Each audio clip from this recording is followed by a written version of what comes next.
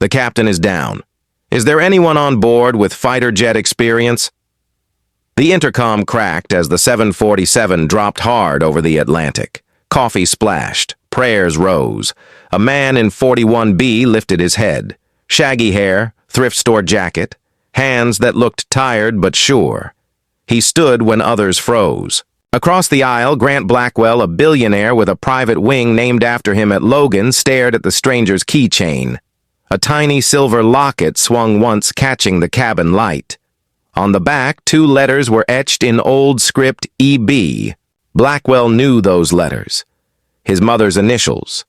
Eleanor Blackwell, the woman who taught Boston about legacy. The woman who never spoke about the winter she lost a child. What if one emergency landing could unlock a secret the Blackwells paid to bury? What if the only person who might bring 200 souls home was the very man their name once cast out? His name was Noah Reed. He had a one-way voucher, a worn backpack, and a promise he had tried to outrun. In 10 minutes, he would be in the cockpit. In 20, he would force Boston to choose between blood and truth. And before the wheels touched wet runway, a family story would break open in the rain. His name was Noah Reed, 41, a man who knew how to fix things that rattled, leaked, or quit before they were supposed to. In a better year, he had been a flight engineer in the Air National Guard. Long shifts, night refueling, checklists done by touch and by habit. Then a season of grief and a medical discharge that came with a stamp he did not argue. He packed away the logbooks. He learned to live closer to the ground. Noah rented a month-to-month room in a modest boarding house outside Providence, a weathered place with thin walls and a kind landlord who knocked before he used the master key. The radiator hissed in winter like a cat that had made peace with nobody. The window faced east. At dawn, the sky turned the paint on the sill a soft lemon color. He liked that. Small mercies counted. Most mornings began before 6. 2 black coffees at the church kitchen on Pine Street. One for him. One tucked into a paper bag with a muffin for Mr. Alvarez, a widower down the block who limped on wet days. Noah worked day labor when the board at the center listed a job. Patching drywall. Unclogging a drain, hauling boxes that could have been half their weight if someone had thought ahead. $12 in cash felt like a win. 8 hours with sore shoulders and steady breath felt like proof. He kept a little list in his pocket, things that made the days add up. 1 mile walked at lunch, 1 real meal before 9, 1 call to his sister in Ohio on Sundays. He shared a standing joke with the night clerk at the bus station. They rated coffee on a scale from gasoline to not bad. He saved quarters in a jar for an old dog named Rusty at the shelter, who somehow always needed 1 more bag of kibble. There was one thing he did not put on any list. A silver locket that lived on his key ring. Not fancy, scuffed by time. On the back, 2 small letters had been engraved long ago, E and B. He had found the locket 10 years earlier inside a plain envelope handed to him by a nurse at a clinic in Dorchester. She had said only this: "Someone wanted you to have this when you were ready." Inside the envelope there had been a faded note. "Keep going. You always do." No signature. No explanation. The handwriting neat and careful, the kind a teacher might use when she wanted a lesson to stick. On hard nights when the house was too quiet and the past came in like tide water, he cupped the locket in his palm and listened to the tiny click it made against his keys. He did not believe in omens. He did believe in reminders. That one fit in his hand. Noah did not complain out loud. He had the quiet pride of a man who shows up on time and leaves a job site cleaner than he found it. The shelter staff liked him because he lifted heavy things without making a story about it. The older men liked him because he listened. The kids liked him because he taught them 3 useful knots and how to coil an extension cord without making a mess. When storms rolled through New England, he checked on the folks who lived alone. When sidewalks turned to glass, he spread rock salt with a scoop he kept in the trunk. Once a week, he treated himself to a laundromat on Elm, where the dryers ran hot and the owner kept a radio on low. He folded shirts with care and pressed the placket flat with the side of his hand. He had one good jacket thrift store, gray shoulders, still true lining, darned twice. When he wore it, he felt like a man who could sit at any table and not be hurried out. On the morning that would carry him toward Boston, a community volunteer he knew from the shelter caught him outside the transit office. She held out a travel voucher and a printed email. A maintenance contractor in Boston is hiring. They need someone who knows pumps and patience. Interview is tomorrow at 10 a.m. The voucher expires at midnight. She did not ask about the gap years on his old resume. She did not ask about the way he avoided certain anniversaries. She only said, "If you can get there tonight, you should." He reached for the envelope, then hesitated. "I do not like flying," he said. She smiled. "You do not have to like it. You only have to get on." He looked down at the key ring in his hand. The locket turned once and caught the light. He nodded. All right. He packed what he owned into a small canvas bag. A paperback with a bent corner. A pair of work gloves. The little list. He left a note for the landlord with 2 days' cash. He fed Rusty half a biscuit through the shelter fence and promised the other half on Sunday. Then he took the bus to the airport with his jacket zipped to his chin and the seat beside him empty. At the gate, he sat quiet, choosing the chair against the wall. People hurried past in shoes that clicked. He watched the arrivals board cycle like a clock that wanted to please everyone. When his flight posted, on time, he breathed out and let his shoulders drop 1 inch. He touched the locket once more, a habit more than a hope, and walked to the jet bridge when his row was called. He did not know a billionaire would be seated up front with a last name that had built half the skyline. He did not know a storm would take offense at the very idea of smooth air. He did not know that his hands would remember what his mouth had sworn off. He only knew how to take a seat buckle, a belt, and keep going. Grant Blackwell had learned early that power is quiet. It does not knock. It waits until doors open by habit. At 49, he chaired Blackwell Capital, a lattice of real estate media and logistics that ran like a private railroad through New England. His grandfather poured concrete. His father bought the banks that held the mortgages. Grant bought time. Calendars bent, agendas cleared, people adjusted. Home was a federal townhouse on Beacon Hill. Brass that never tarnished. Rugs from an old world rolled out for new guests.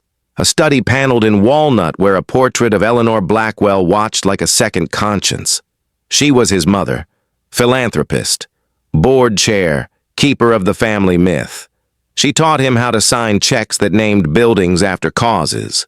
She taught him to leave some stories in winter. Tonight, Grant was not in the townhouse.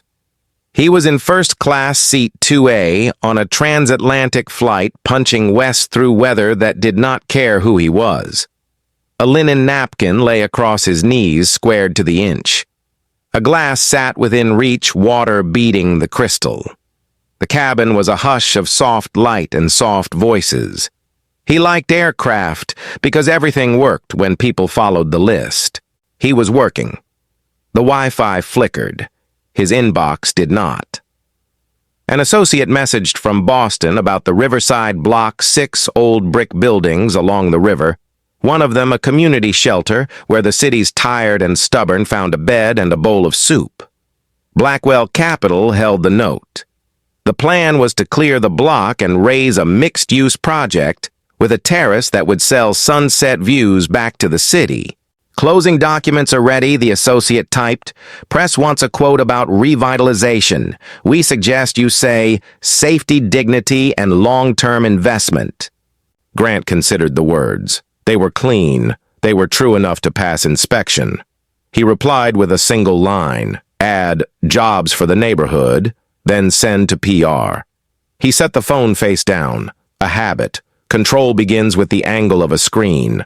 Across the aisle, A couple whispered over a small celebration cake the crew had iced with chocolate curls. A few rows back, a teenager filmed the clouds chasing likes that would be gone by breakfast.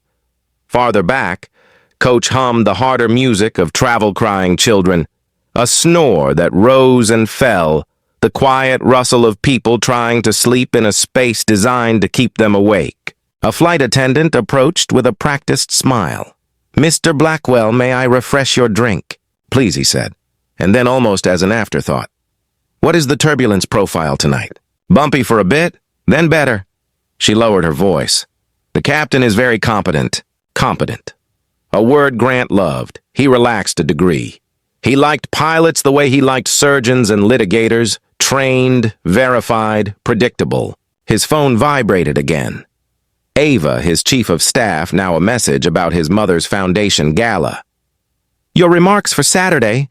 Mrs. Blackwell would like you to mention the scholarship endowment in her name." He skimmed the draft. Legacy, promise. Boston's future.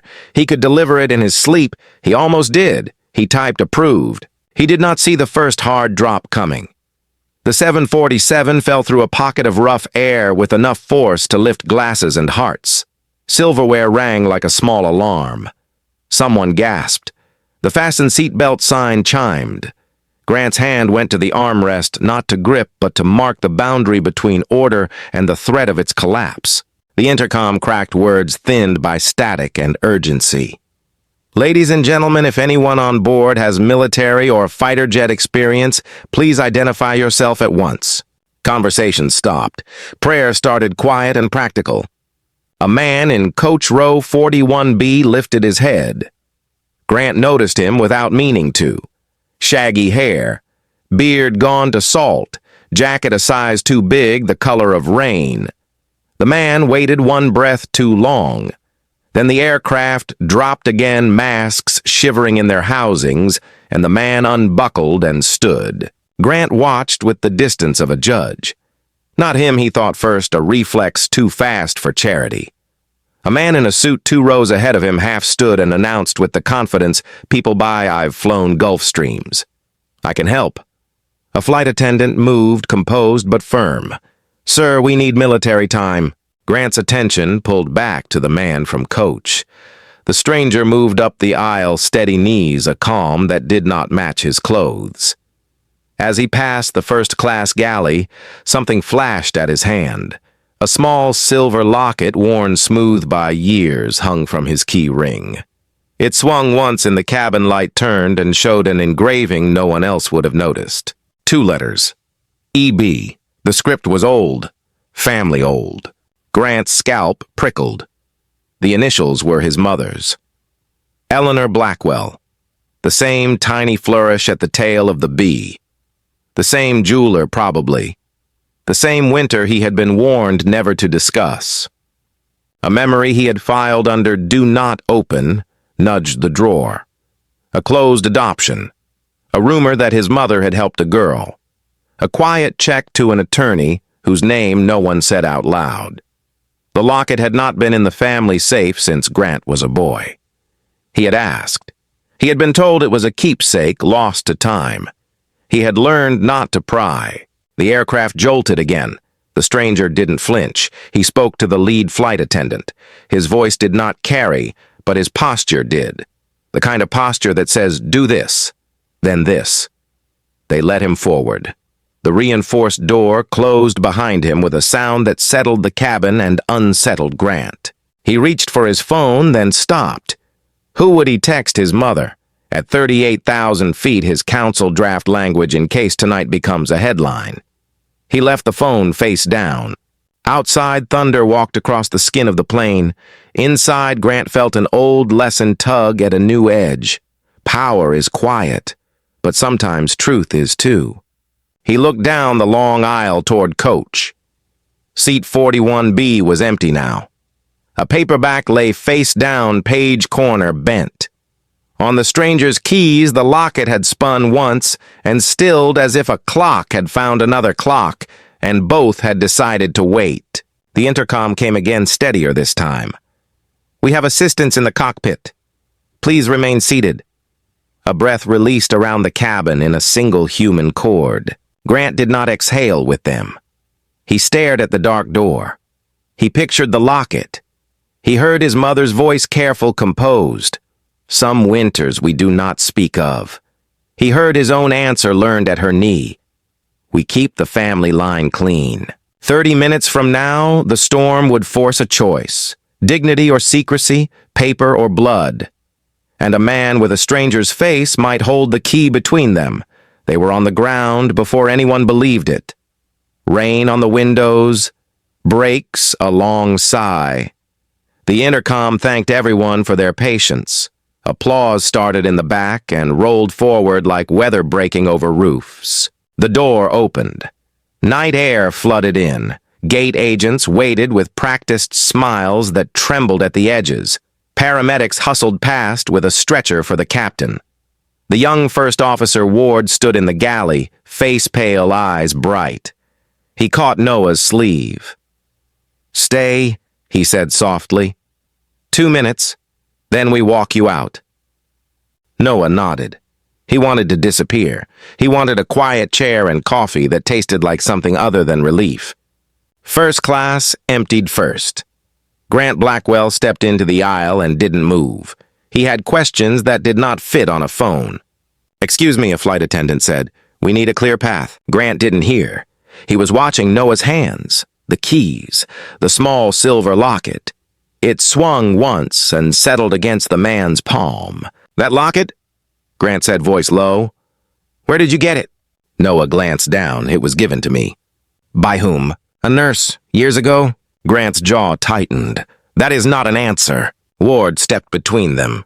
"Sir, give us space." Behind them, a man from first-class slick suit, the one who had bragged about Gulf Streams, pushed forward, face flushed with the adrenaline of almosts. "While we're handing out questions," he said loud enough to find a crowd, "my wallet is gone. It was in my jacket when I boarded. It is not now." Heads turned. Relief curdled into suspicion. A gate supervisor appeared, radio at her shoulder. "We'll help you file a report, sir." "I want the man who marched through first class searched," the suit said, stabbing a finger at Noah. "He had no business up here. None." Voices rose. Words sharpened. A woman hissed, "He saved you."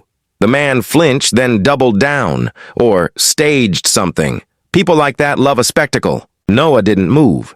He had learned long ago that sometimes stillness was the only thing that kept you from being carried away by someone else's story. Security arrived, 2 officers in Navy windbreakers. Calm, professional. "What's the issue?" one asked. The supervisor summarized, quick and clean, diverted flight medical event passenger assisted now a missing wallet. The officer turned to Noah. "Sir, would you mind stepping into the jet bridge for a moment?" "Voluntary." Ward bristled. "He is with me." Grant's voice cut in, even controlled. "Let them do their jobs." He looked at Noah. "If you have nothing to hide, you won't mind." Noah met his eyes. "I minded the storm," he said quietly. "This is weather of a different kind." He handed Ward his paperback. "Hold that, please." Then he nodded to the officers. "Fine." They moved into the jet bridge, the narrow passage, a tunnel for rumor. The first officer followed and planted himself close enough to count as witness. "Empty your pockets onto the table," an officer said, apologetic.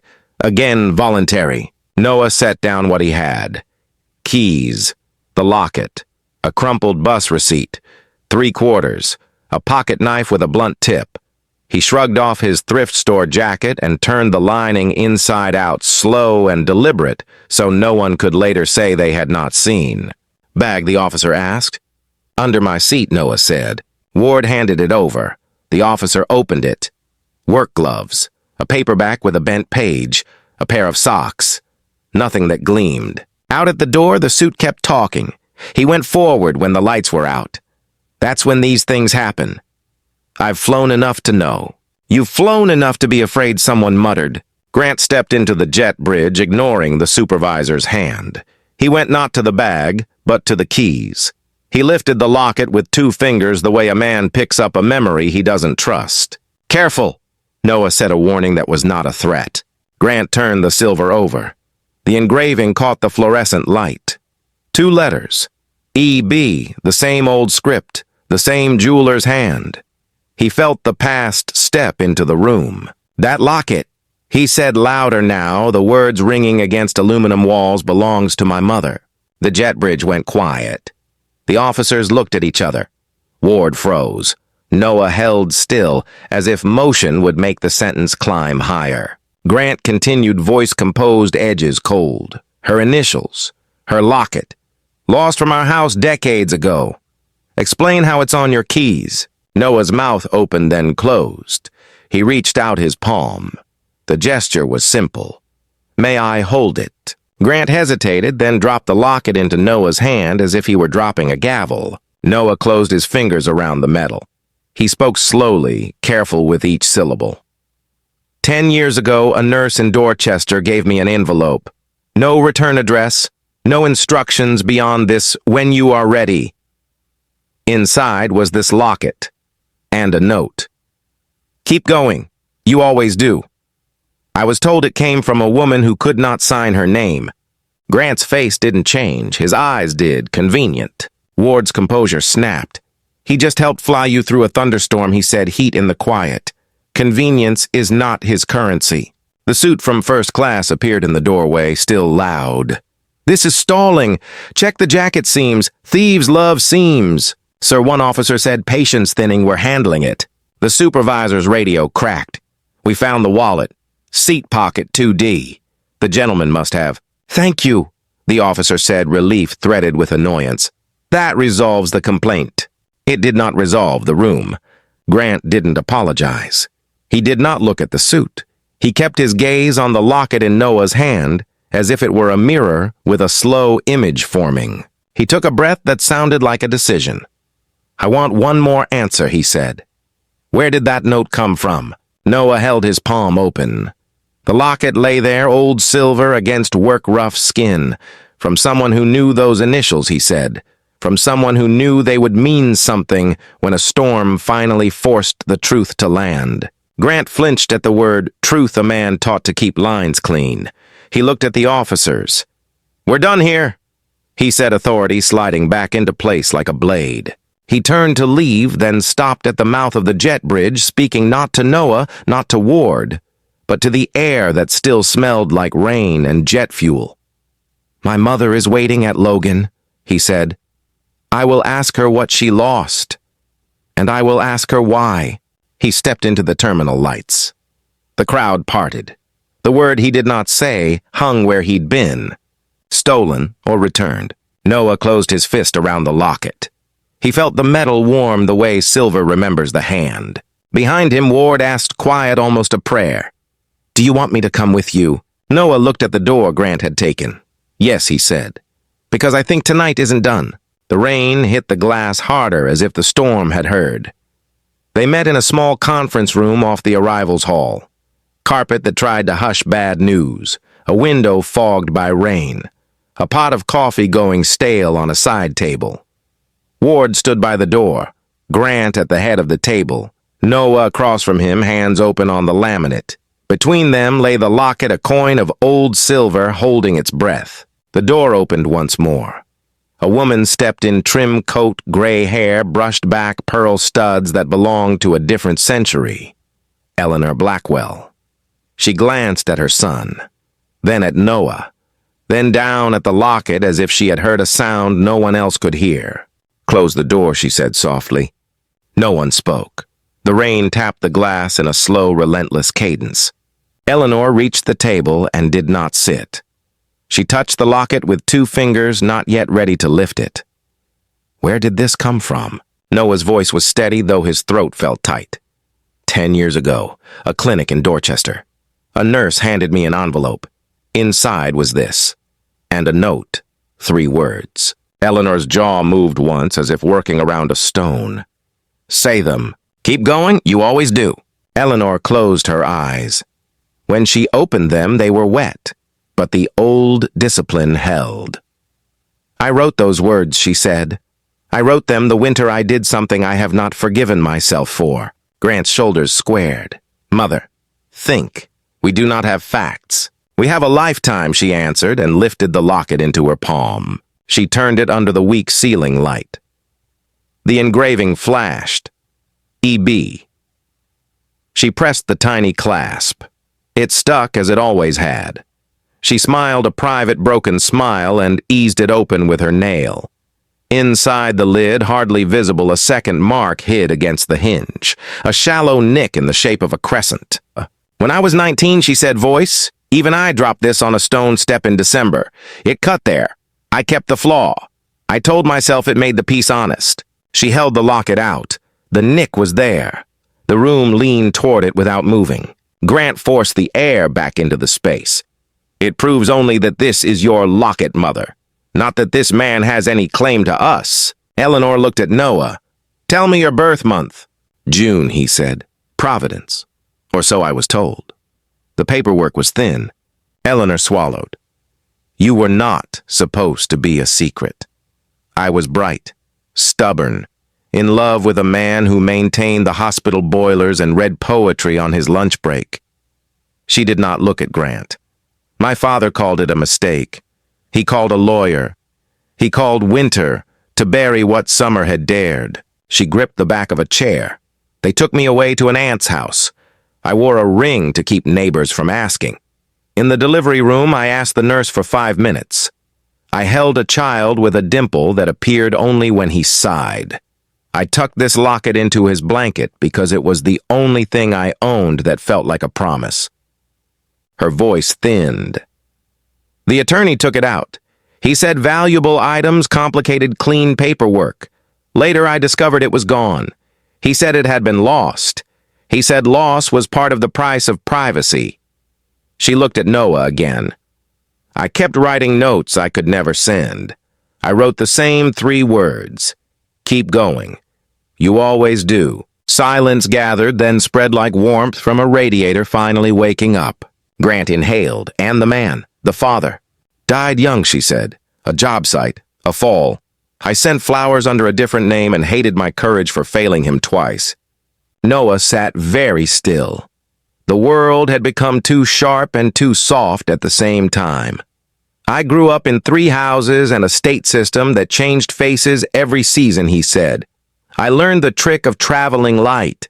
I learned to leave before I was asked to. The note was the only thing that felt like someone had once wanted me to stay." Eleanor moved closer. "Let me see your left wrist." He hesitated, then turned his hand. Near the bone, pale and crescent-shaped, lay a birthmark you could miss if you were not looking for it. Eleanor made a sound you make when you see a photograph you thought had burned. You had that in the delivery room. I touched it. The nurse told me not to make it harder. She smiled without joy, as if love were a faucet. Grant's control cracked by a hair. "We need a test, documentation, something more than memory." "Of course," Eleanor said. "Blood does not lie. But listen to me, Grant. If the test says nothing, my bones will still know. This is the child my father erased on paper and could not erase in me." She turned to Noah. "I am sorry for the winters you walk through alone. For the birthdays no one counted out loud. For the jobs where you learned to be handy because being wanted was never part of the agreement." Her hands trembled. "I cannot fix the past. I can only stop lying about it." Ward's voice quiet from the door.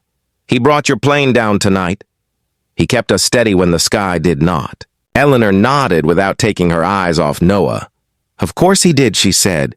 "He comes from people who show up." Grant's gaze dropped to the locket, then to his mother's hands, then to Noah's face. He looked like a man translating a language he had been warned never to speak. "If this is true," he said then, "my first duty is to repair what our name broke." Noah drew a breath he did not realize he had been rationing. "I do not want a stage," he said. "I do not want your press office. I want a table where I am not asked to leave when the light changes." Eleanor sat at last. She placed the locket on the table between them, not as evidence but as a bridge. "Then we begin with a table," she said, "and with a test in the morning, and with a call to a nurse in Dorchester who kept the wrong things, and God bless her, the right ones." The door opened a crack and a gate agent slipped in cautious. "Miss Blackwell, your car is ready." Eleanor stood. She did not pick up the locket. "It can ride with you," she said to Noah. "It has waited long enough to go home." Noah closed his hand around the silver. It was warm now. Or maybe his hand was. Grant moved to the door. He paused a man, relearning how to ask. "Will you come with us?" he said. "Tonight, to the house. We can look for what we buried." Noah looked at Ward, then at the rain, then back at the mother who had named the ache in his chest without asking permission. "Yes," he said, "because I think the truth will not wait for better weather." They stepped into the hallway. Cameras stirred, then lowered when Eleanor lifted one palm. The world could hear later. Tonight belonged to 3 people and a piece of silver with a nick near the hinge. As they walked toward the exit, Ward called after them, voice bright with relief and promise. "I'll meet you at the clinic at 8. We will make it official." Noah nodded. 8, he said. The door hissed open. Night air. Wet. Honest. A car idled at the curb. The city held its lamps against the rain. A family story, long frozen, stepped out into thaw. The Blackwell townhouse glowed like a ship in harbor. Brass shone. Stone steps were already salted against the rain. Inside, the air held cedar and restraint. Eleanor led them to a study lined with books that wore their dust like medals. "Here," she said, opening a low cabinet. A cedar box, a ledger, a thin diary blue cloth frayed at the corners. She set everything on the desk and stood a moment steadying her hands on the wood. Grant closed the door. The world outside could wait. Eleanor opened the diary to a page with a penciled circle. Her voice was quiet, paced for truth. "I wrote this the winter after the birth. Saw him today. He has a small crescent on his left wrist. I touched it once. I will not make it harder again." Noah turned his wrist without being asked. The pale crescent lay near the bone, easy to miss, impossible to forget. Eleanor's breath hitched. She reached, stopped, let her hand hover, then drew it back to her side. Grant picked up the ledger. Invoices, donations, tidy columns. Buried mid-page a line item from decades ago. Retainer, private counsel, adoption services, discretion guaranteed. He found a stapled memo brittle with age. It was a single sentence in his father's hand. Limit informal contact. Maintain finality. He sat down as if the sentence had weight. "I was taught to keep the line clean," he said. "I did not ask what it cost to scrub it." Eleanor lifted the cedar box lid. Inside lay a hospital photo. A young woman in a winter robe, hair pinned back, a tray with a velvet pouch, no baby in frame. The corner stamp named a Boston maternity ward that no longer existed. Eleanor touched the image with one finger. "They told me keepsakes were clutter. I kept this anyway. I told myself it would be enough." Noah watched the photograph like someone listening for surf under a closed window. "I have tried to live lightly," he said. "But you cannot outrun something with your middle name written in it." Rain ticked at the window. A clock on the mantel remembered to keep time. Grant cleared his throat. "We need records. Proof beyond memory. I will unseal what my father sealed. We will find who moved papers through the dark." Eleanor nodded. "Start with the clinic in Dorchester. A nurse there kept her conscience when the rest of us kept our silence." Noah pulled out his phone. "I know her name," he said. "She gave me the envelope. I never forgot her voice." He dialed. A thin ring, then a careful hello. "Lorraine," he said. "It's Noah. I'm with Eleanor Blackwell. We are ready to learn what you tried to tell me years ago." The line went very quiet. Then the nurse spoke each word simple and exact. "I kept copies. I kept them in my piano bench because no one ever thinks to look there."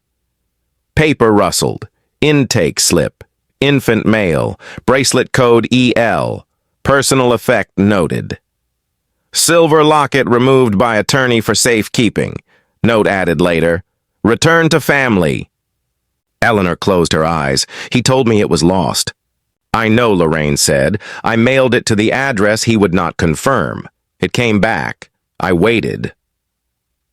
Years later, a young man turned 18. I put the locket in a new envelope and wrote a line from a chart note that did not belong to me. Keep going. You always do. I am sorry I waited so long. Noah's voice was rough but grateful. You gave me a reason to keep the key on my ring. You were never a lost case, Lorraine said. You were a file someone refused to open. They thanked her. They promised to call again in the morning. When the line clicked off, the study felt larger, as if a wall had slid backward and let air in. Grant stared at the ledger. We own the Riverside block through a shell. 6 buildings, one of them the shelter on the river. He looked at Noah. Did you ever sleep there? Not in a bed, Noah said. On the sidewalk one winter. They were full. A volunteer brought me coffee. She told me to come back in the morning, and I did. That is the only reason my hands still work. Grant looked sick. We called it blight. We scheduled demolition in spring. Then unschedule it, Eleanor said, steel under the calm. Some things you do not buy and sell. You repair. Grant reached for his phone. He typed a short message with a long consequence. Sale on hold. Council to prepare releases. Open any adoption-related archives. Effective immediately. He put the phone face down. I cannot give you years back, he said to Noah. But I can stop the clock from chewing up the place that held you upright. Noah nodded, unsure where to put the gratitude that hurt as much as it healed. I do not need your apology to come with a press release, he said gently. I need it to come with keys for people who have none. Eleanor opened the diary to another page. A fragment, almost a prayer. If I ever see him again, I will tell the truth, even if it breaks whatever is keeping me upright. She shut the book and finally let herself weep.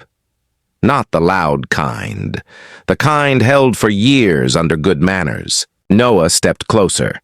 He did not know the rules for a moment like this, so he used the ones that work in every kitchen and every shelter. He stood within reach. He did not rush. He let the person in front of him decide what a hug could ask for. Eleanor lifted her hands, hesitated, then folded him into an embrace a mother gives when she knows the clock cannot be reversed, but a minute can be sanctified. Grant looked away. He had delivered speeches to rooms worth $1 billion and had not felt as helpless as he did watching 2 people find the other end of a 30-year sentence. When she let go, Eleanor drew a steady breath. Tomorrow we take blood, she said, the day after we call the attorney who hid behind paper. Then we announce what we must, but only after we fix the harm our money kept tidy. Grant nodded. We can endow the shelter. Training. Child care. Jobs on the site that will not be erased. Name it after the man Eleanor loved, not after me. Name it after work, Noah said softly. Names get slippery. Work does not. Thunder rolled farther away. The storm had decided it had made its point. Eleanor slid the locket toward Noah. It belongs on your key ring, she said. It always did. He clipped it back with the small click that had carried him through cold nights and unkind mornings. The sound was ordinary. It felt like a bell. Grant looked up at the portrait on the wall. A younger Eleanor looked back with a steadiness that had never quite forgiven itself. He spoke without looking away. When the test comes, whatever it says, I will treat you as a brother if you will have the word, he said. Not because of headlines, because I am tired of being a custodian of glass. I would like to be a custodian of people. Noah held the promise without rushing to return it. Begin with one thing, he said. Call the board. Halt the demolition. Put it in writing before dawn. Grant reached for his phone again. Done, he said, and pressed send. Eleanor folded the blue diary and tied the thin ribbon that kept its pages from wandering. We will tell the truth, she said, and we will build something that lasts longer than shame. They stood together in the doorway of the study. The house was very quiet. Rain softened to a hush. Somewhere a furnace clicked on and remembered its job. Noah looked at the city through the wet glass. He pictured the river. He pictured a morning door at the shelter propped open with a milk crate so the coffee line could move faster. He pictured a place that did not turn anyone away when the beds were full. Tomorrow, he said, Tomorrow, Eleanor answered. Grant took his coat from the chair. He had never felt lighter carrying it. I will drive you back, he said to Noah. Where should I take you? Noah smiled a little at the question. Nowhere fancy, he said. Just somewhere that will still be open for pie. Eleanor laughed through the remainder of her tears. I know a place, she said. They cut the slices honest. They stepped into the hall. The locket rested against Noah's palm. The diary settled back into its box. The ledger lay open to the line that had hurt and would now be corrected. Outside, the rain paused as if to listen. Inside, 3 people walked toward a kitchen where light was still on. Morning came clear and cold. At the clinic, a nurse labeled 2 vials, one for Noah, one for Eleanor. Needles tape a cotton square, the small rituals that make truth ordinary. Grant signed the consent forms without looking for loopholes. Ward waited in the hall with paper cups of coffee and did not try to fill the silence. They walked out to a sky the color of pewter. No speeches, no cameras, just 3 people keeping pace with one another. At a diner on the corner, they ordered eggs and toast, the kind of breakfast that makes room for next steps. The locket lay on the table by the salt shaker, a small moon catching light. Eleanor reached toward it twice, then let it be. Some promises sit better in the open. By noon, council confirmed the hold on the Riverside demolition. In the afternoon, the Blackwell Foundation released a 3-sentence notice project, paused records, unsealed community partners to be seated at the table first. No adjectives, no victory verbs, a new habit forming. Near dusk, Noah walked alone along the river. The wind off the water carried that honest winter bite. He stopped by the shelter door. The volunteer from years ago recognized him, then pretended not to kindness disguised as normal. Inside, someone laughed at a joke that did not need to be good to be useful. He left a folded voucher at the desk with a note for coffee and socks, no heroics. Back on Beacon Hill, Eleanor sat in the study and wrote a letter in careful cursive to a man she had loved and lost. She did not ask for forgiveness. She wrote about the sound of a locket closing and the way a hand can steady another without taking control. She left space at the bottom for a name she hoped to write soon and would honor even if she could not. Grant stood on the townhouse steps and called the board one by one, not to persuade, but to inform. He spoke plain. The line will not be kept clean at the cost of people. Some said yes. A few did not. He took the measure and kept going. When the results arrived, they would confirm what Bones had known, or they would not. Either way, the work had already chosen them. A table was set, a door held open with a milk crate, a ledger turned to a different page.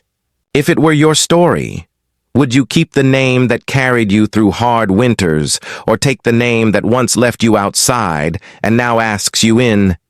In the end, what binds a family tighter?